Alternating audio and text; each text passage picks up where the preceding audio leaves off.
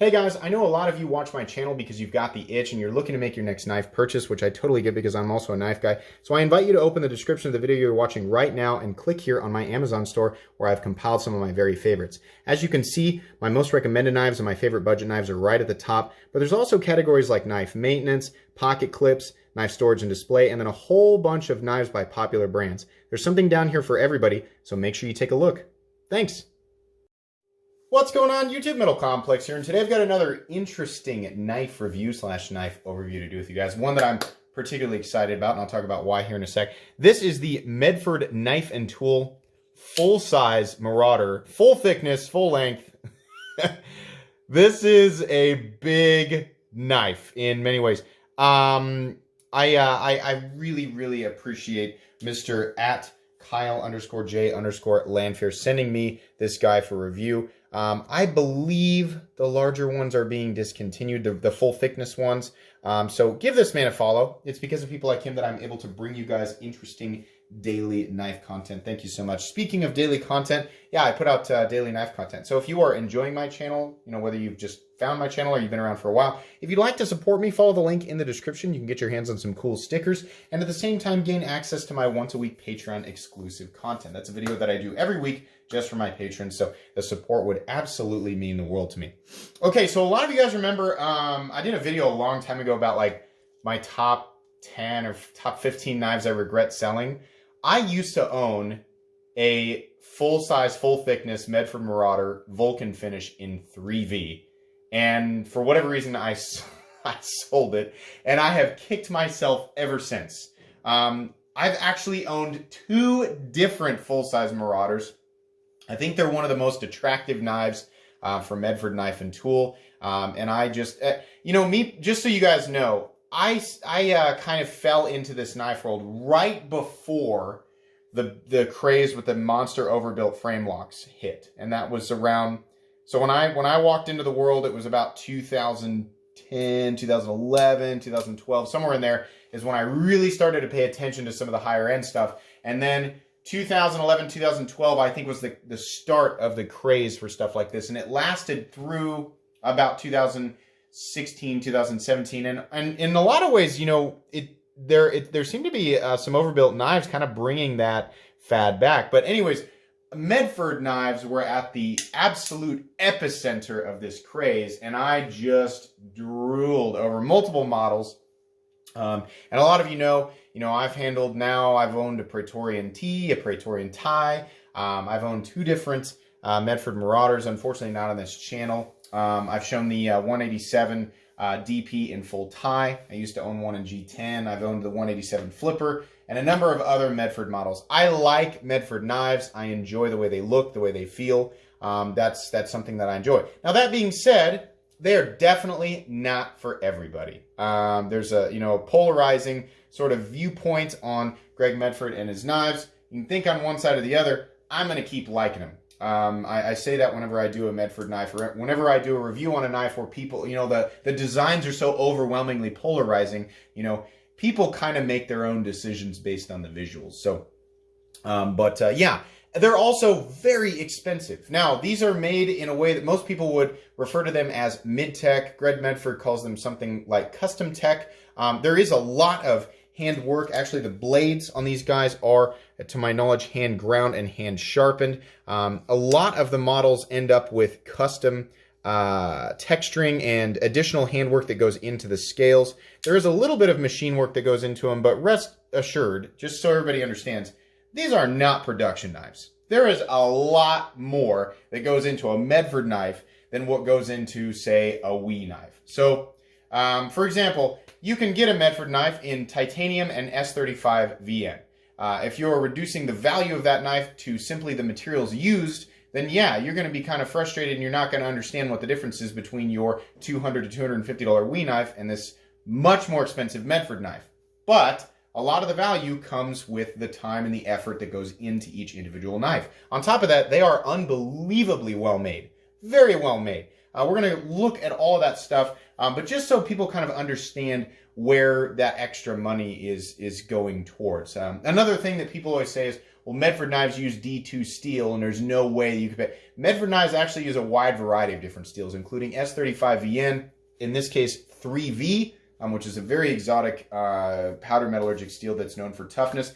And in the case of the DLT exclusive versions, they use S90V. There's been a lot of different upgrades and changes made to Medford knives over time. So if you hear stuff like that, it's likely from somebody taking information off of a forum or a thread that's years old. So just to kind of, clear that up a little bit. I really enjoy Medford knives, so I want to make sure that people get the right information about them, right? Anyways, let's go ahead and take a measurement of this absolute monster. From tip to scale, tip to the end of the scale, you're looking at 9 1/4 inches. The blade length on this guy is 4 1/4 inches, and the cutting edge, thanks to this large forward choil, is about 3.75. This is a monstrous knife, absolutely. How about some size comparisons up against the Ontario Rat Model 1? Rat 1 coming in a measly 8.6 inches overall. The Rat 1's a big knife. It's just not, it's not as big as the Marauder. How about up against the Spyderco PM2? Spyderco PM2 is coming in at 8.3 inches overall. How about up against the Benchmade Griptilian, or in this case, the Ritter Hogue? Ritter Hogue is coming in at 8 inches overall. And last but not least, the Spyderco Para 3. Spyderco Para 3 is coming in at 7 1/4 inches overall. Actually, let's do one more size comparison. I always like to do one more whenever I have a really big knife. The most common large knife, that I've got that I can actually use as a size comparison. People laugh and they say common. Microtech SOCOM Elite, notorious for being a very large knife, and as you can see here, the Medford is bigger, not just longer, but also taller in the blade. And despite the SOCOM Elite being 187 thousandths on the spine, you can see there the 0.26. That's literally more than 1/4 inch. Stock thickness on the blade on the Medford, it's just substantially bigger. This knife makes, the only knife that I have ever handled that feels bigger and thicker than this knife is the Medford Praetorian Tie, which is same thickness of titanium scales, same thickness of blade, but there's just, there's more height in the handle and in the blade. So yeah, this is large. Speaking of that, let's go ahead and move into carry profile. Now, as far as super large, thick knives go, the overall lines, it's basically just a big rectangle. You can see there what I mean up against the Spyderco PM2 and Para 3. We're taking up dimensionally this way, like just in terms of height, not in terms of thickness, right? It's not a whole lot taller than the maximum height area on the PM2, and it's longer in body, but not a crazy amount, just a little bit. Here's where it's substantially different. It's just in the thickness, right? This knife is unbelievably thick. There's no getting around it. It's thick, and it's also heavy. The titanium scales are not milled out on the inside. This is a very unapologetic design, and it is on purpose.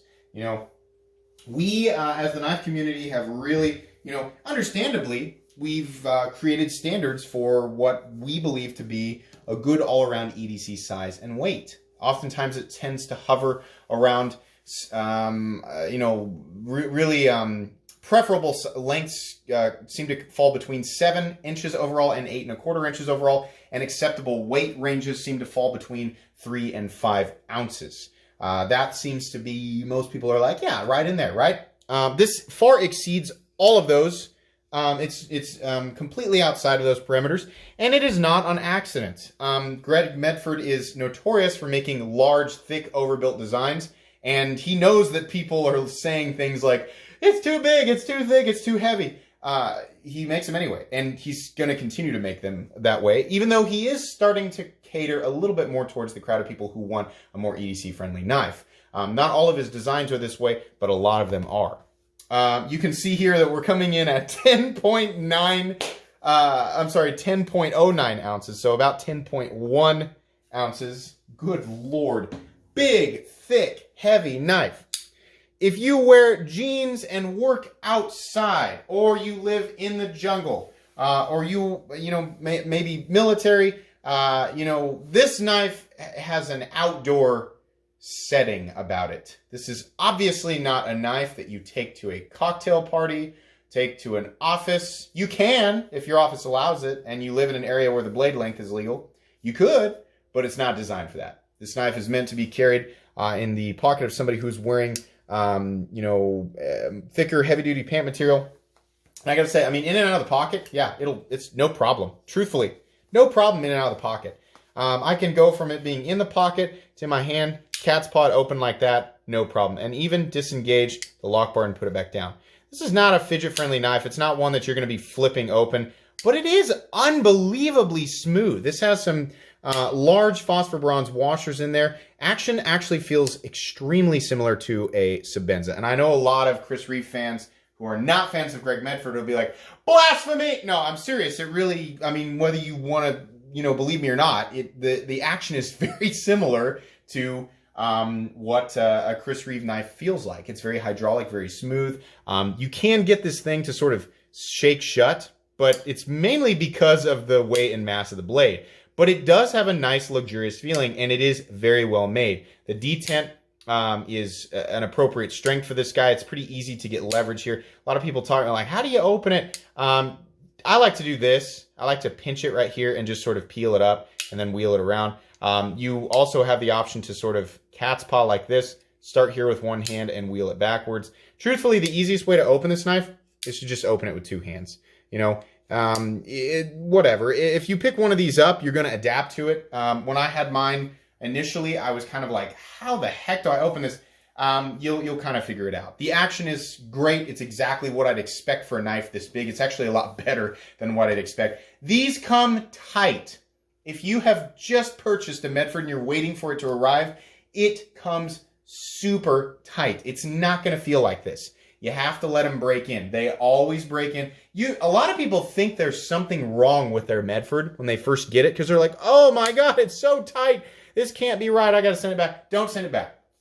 Just use it, open and close it, whatever you want to do. It's going to break in. Don't try to take it apart. Don't try to loop. You don't need to do that. Don't dump a bunch of lubricant in there. It's fine. Every single Medford I've ever owned, and I've owned a lot, they come tight, brand new, and they break in beautifully. So don't worry about it. We are 12 minutes into this. We probably need to kind of move on. Let's go ahead and do a hardware check real quick. Get out my handy dandy WIA bit selector and WIA magnetic driver. Two items that are extremely useful and extremely inexpensive. You can find them down in my Amazon store that I referenced at the beginning of the video. Just open up the Amazon store, look for knife maintenance, and you should find them there. Now, obviously, we can't get into the pivot, which we're going to talk about, but, these are they Torx? I think they are massive Torx. These are new screws for Medford. The old ones, I believe, were hex. I'm going to guess those are at least T10. Let's give it a look without leaving any excess marks here. I'm thinking that these are T10. So we'll go ahead and plug this in here real quick. They might actually be bigger than that. Yeah. T10 body screws. That's awesome. Now, the glaring issue here is the proprietary pivot. You still have lots of people just so mad about it. I can't get in there. Yeah, that does kind of suck.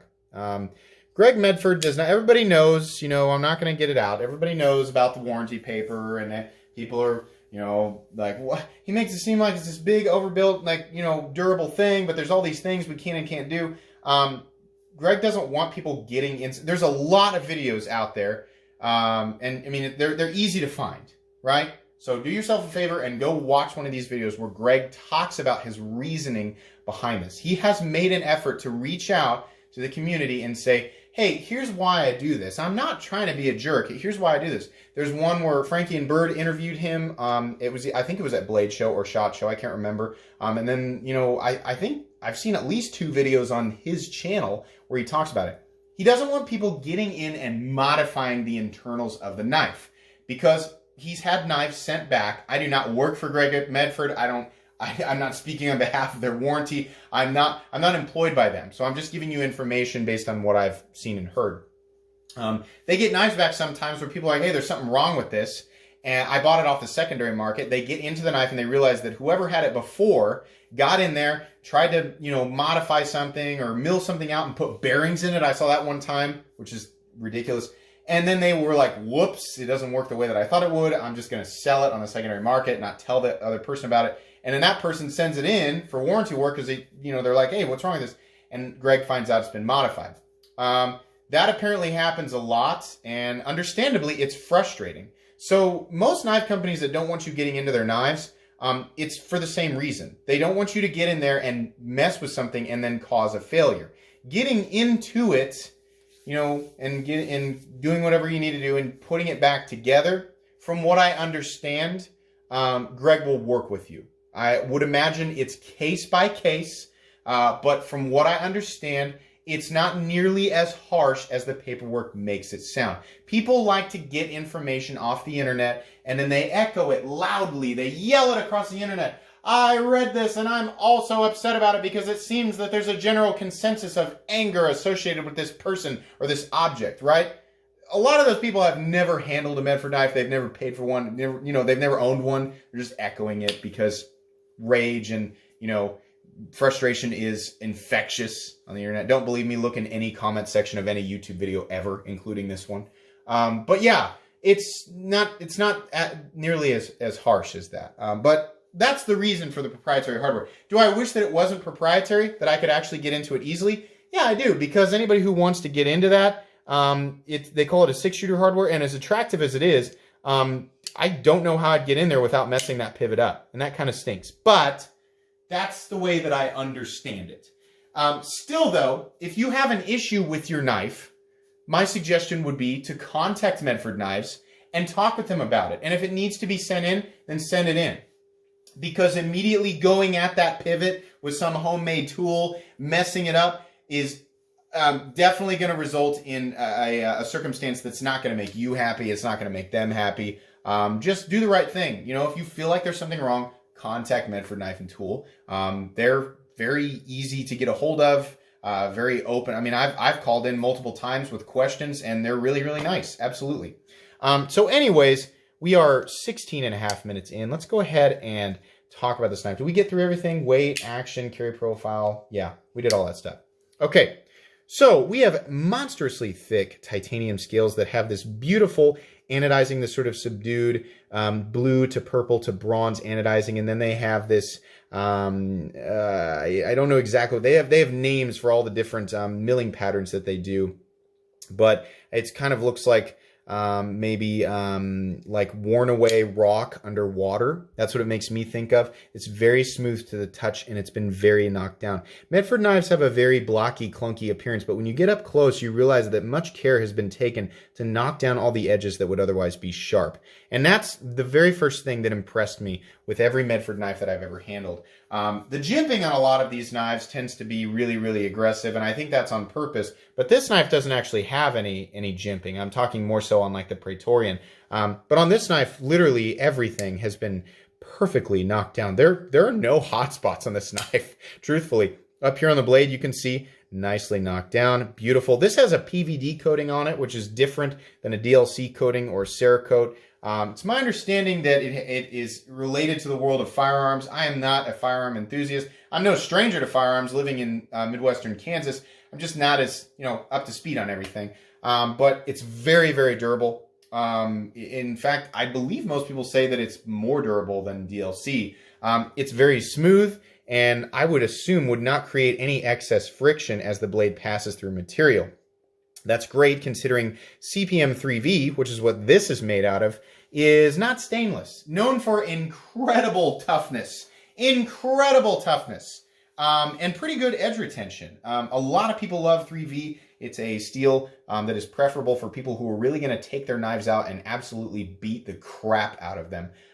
So yeah, that is an option. Medford knives come standard in CPM D2, not regular D2, powder metallurgic D2. But it says D2 on the website. If it's CPM D2, why doesn't it say CPM? I don't know, but it's CPM D2. If you don't believe me, you can call in and ask them about it. It's CPM D2 to the best of my knowledge. You have the option to pay a little bit extra and go with S35VN or CPM 3V.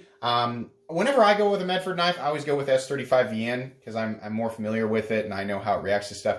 I wouldn't shy away from 3V though. If you live in an area like Midwestern Kansas, I've got Maximate right here and it's uncoated and it doesn't seem to be, you know, really like gaining spots or corrosion or anything like that. But still, make sure you maintain your blades, care for them. If you get water on them or you get, you know, acid from vegetables that you're chopping, clean it off. You know, add a light coat of oil every now and then just make sure that you keep it protected. This blade is incredibly thick. We have a flat that runs about 85% the length of the blade, carrying a massive amount of thickness out to the tip.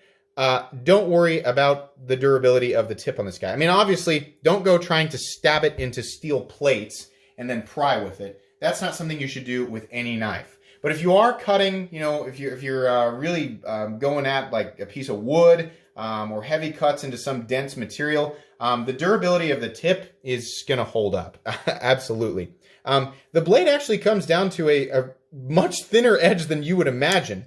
And it will cut. When you hear things like, Medford knives don't cut, what they're saying is that I'm trying to skin a grape or shave toilet paper for whatever reason, and this Medford knife isn't doing that proficiently or efficiently, whatever word you want to use in there. Yeah, it's not going to do that. If you want to break down a cardboard box, can you do it? Yeah, you're going to get some drag because the blade is thick, right?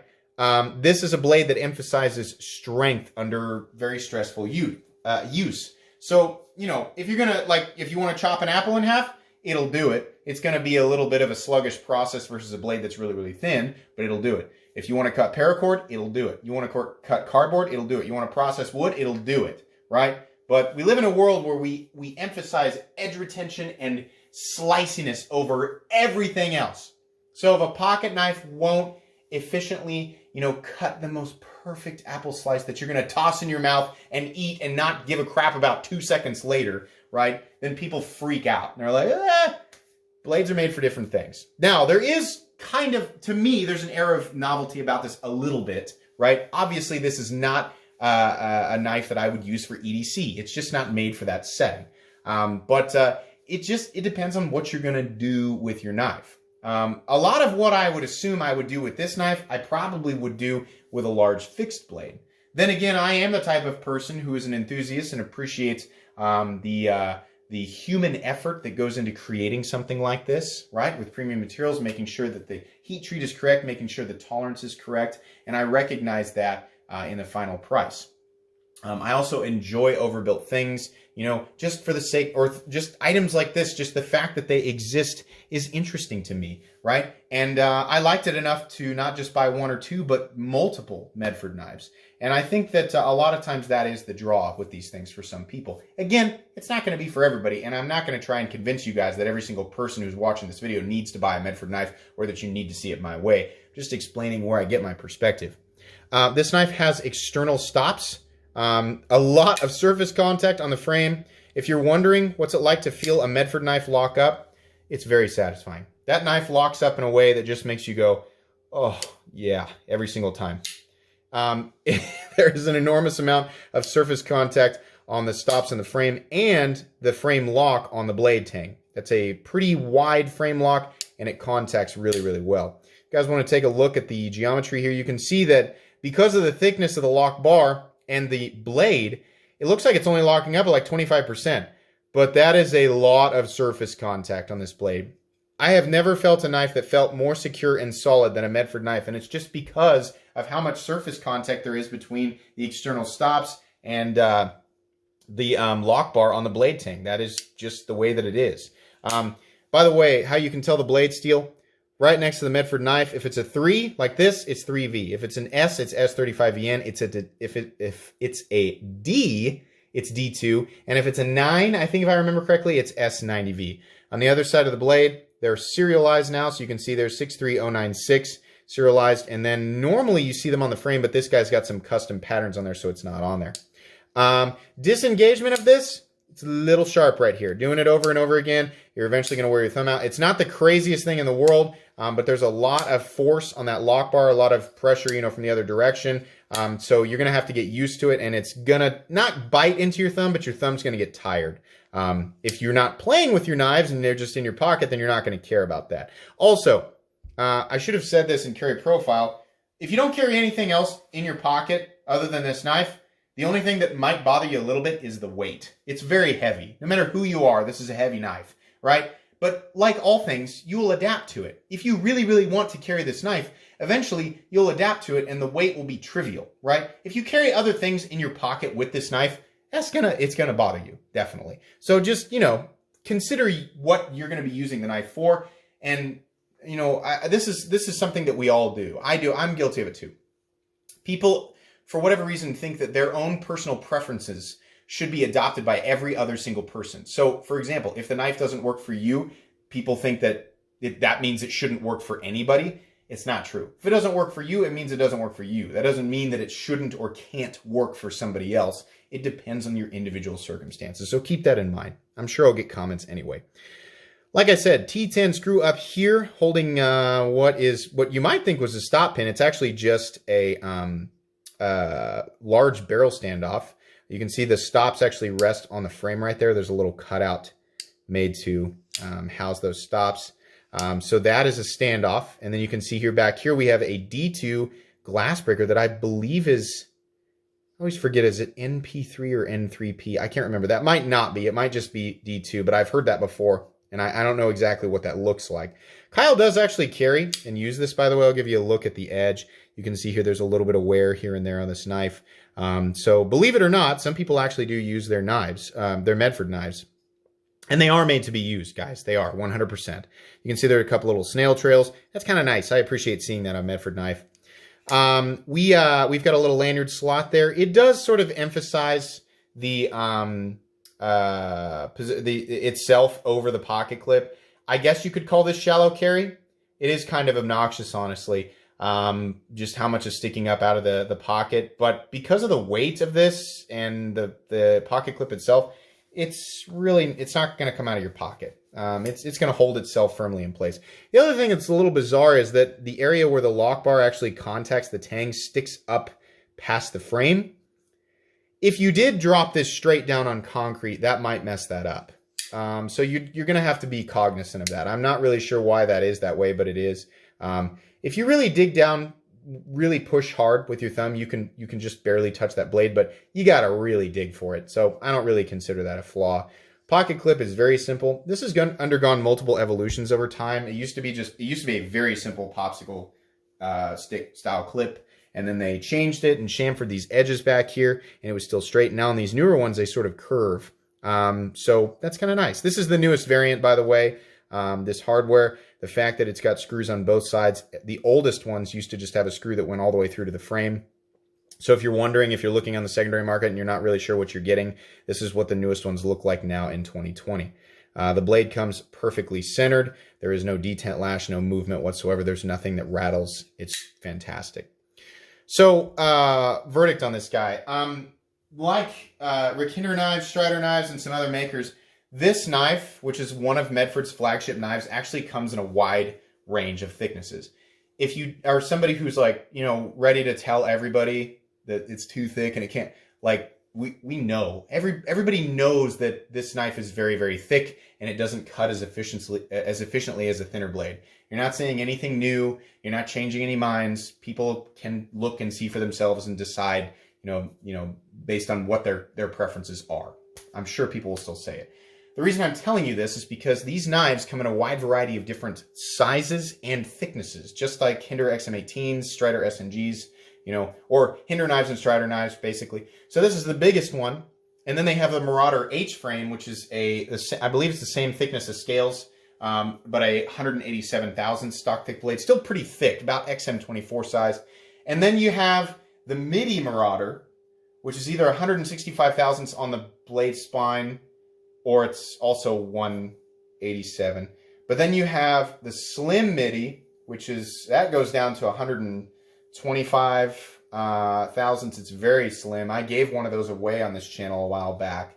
So you can go back and take a look at that if you want to. And it's also a little shorter, more about an 8-inch knife. And then they have the Dress Marauder. And there might actually even be some in between. So whether you're looking for a much smaller one, a medium size, you know, a really large one, you can get the one that you want. I think these big, massive, super thick versions are going to be discontinued. But if you're like, I still like that. I like the length of it. And I think 187, believe me, the one that's 187 thousandths and still has the ultra thick titanium scales, that's still a really big knife. And it's still going to satisfy the urge of people who want to get like one of these big monster folders, right? It's still going to do that. It's just going to cut a little bit better because it tapers down. And by the way, I believe, yeah, these are hollow ground. It just gets a little thinner behind the edge. And if you need an ultra slicey version of this, you can go down thinner. Whatever you want, you know, they're there. These are expensive. The least expensive variant of this knife, I believe, starts at $600. And then like this one that you're seeing right here, these full-sized ones started at $850. Adding 3V to this bumped it up to, if I remember correctly, about $950. The prices could be a little bit different now, and they're probably different depending on which version of this you're getting. A lot of times these drop or land at dealerships, or not dealerships, but retailers with different combinations. It's either Vulcan or satin or PVD coated, and then you have different patterns on the titanium, or no pattern, or it's tumbled, or it's flamed, right? There's a bunch of different versions. They don't charge you anything extra for the flaming. They might charge you a little extra for the sculpting. So this knife may have been as high as $1,000, $1,050, maybe even $1,100, right? Whether or not you see value in that kind of stuff, it's up to the individual. Some people do, some people don't. I can understand where they're getting it. But yeah, it is what it is. So can I recommend this knife? Not to everybody. No, it's way too expensive for the average Joe. It's way too big, way too thick. I mean, it's not what the average person in the knife community is looking for. But then again, Greg Medford is not marketing to the average person. And his success should tell you guys that there are people out there who buy these things and use them and are willing to spend, right? Everybody's going to have their own opinions about stuff like this, but Greg seems to be making models that are, you know, he's got such a wide variety of different models that there really is something for everybody. But at the same time, he's still marketing towards people who want that aggressive, beefy look and feel. And at the same time, you know, if they want to use their tools, well, there you go. They're made to actually be used. So this knife is not going to go on my most recommended knives playlist, but that doesn't mean I don't love it. I do love it, actually. It's one of my favorite knives of all time. So it is going to go on my Metal Complex's favorite knives playlist. Absolutely. This was a joy to experience again, and I'm really happy that I got to, and I haven't ruled out actually picking up another one of these for myself, just because I'm really regretting having letting mine go. But yeah, this is wonderful. These are incredibly well made. Anybody who's worried about fit and finish or function or anything, now they're very, very well made. These are extremely high precision items. They are made in the United States. They are made with premium materials, and they are made with care. Say what you will about Medford, but they take their stuff seriously. They will walk you through the product. Go to the website and check out the processes, you know, staff, exactly how these things are put together, and the care and attention to detail, you know, in every single one. So pretty cool stuff. Anyways, guys, I think that's going to be pretty much it. This was a really long video. If you enjoyed this video in any way, shape, or form, please leave a like. If you'd like to check out my other content, I do, of course, have lots of videos of knives that are either expensive or inexpensive that I do or don't like, so check those out. And if you enjoy all my content, go ahead and click on this Metal Complex logo right here and subscribe. Make sure your notifications are set to all because there's definitely more coming. Thanks again for watching, everybody.